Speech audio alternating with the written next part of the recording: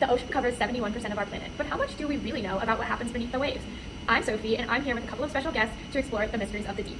The ocean is a vast and dynamic system, influencing weather patterns, global temperature, and even the food we eat. But what really makes it so important? Today I have Maya to help me start with the basics. Come on in, Maya. So, Maya, as we know, the ocean is massive, but why is it so important to life on Earth? Well, the ocean plays a critical role in regulating Earth's climate, producing oxygen and supporting biodiversity.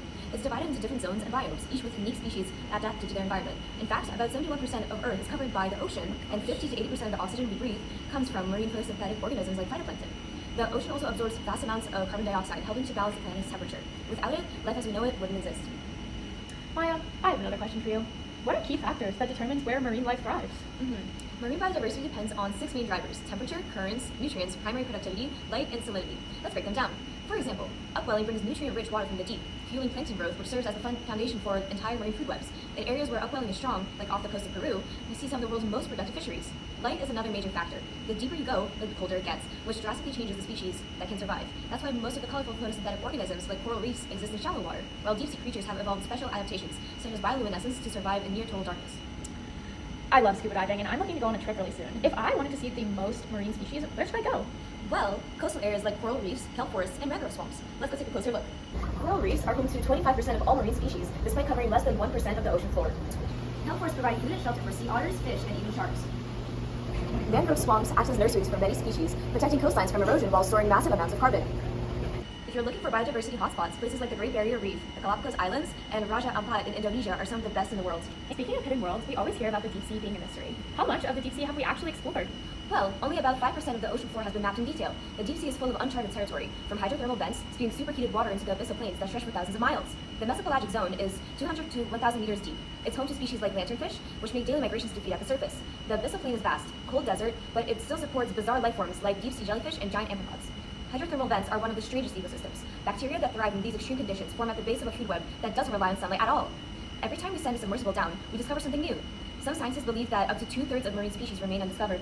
This is my next guess, Red. Do you think that there still could be undiscovered sea monsters because we haven't discovered that much of the ocean yet?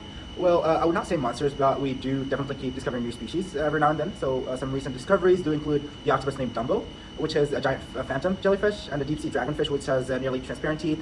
And also, let's not forget that the colossal squid was only scientifically confirmed in 2003. And there's also still so much we don't know about the ocean's depth. Wow. Okay, so here's my last question. Why should people care about marine biodiversity? So the reason why we should care is that the ocean does affect everything, such as climate, fisheries, and even air we breathe. So it does support millions of people through fishing, tourism, or medicine, but right now it's under serious threat. So as we all know, climate change does cause the ocean temperature to rise, which leads to coral bleaching and disrupted food chains. Also, overfishing is depleting populations of key species like tuna or cod. Also, as you know, huge issue, plastic pollution has also created garbage patches that harm marine life that ingests or gets tangled in it. So by understanding these ecosystems, we can take several steps to protect them. So what can we do to help? Well, simple actions do make huge differences. So we can start by reducing single-use plastics, by using reusable bags, bottles, and obviously paper straws.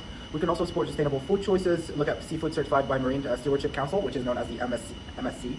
Be mindful of coastal activities, avoiding stepping on coral reefs, and reduce chemical runoffs from lawns or as well as gardens. We can also do spread awareness, since the more people we know, the more we can work together to protect the ocean. The more people try, the more we'll accomplish. Yeah. Thank you guys so much for all the info in this deep dive into marine science. The ocean is a fascinating place, and there's still so much to explore. Remember, the more we understand, the better we can protect our blue planet.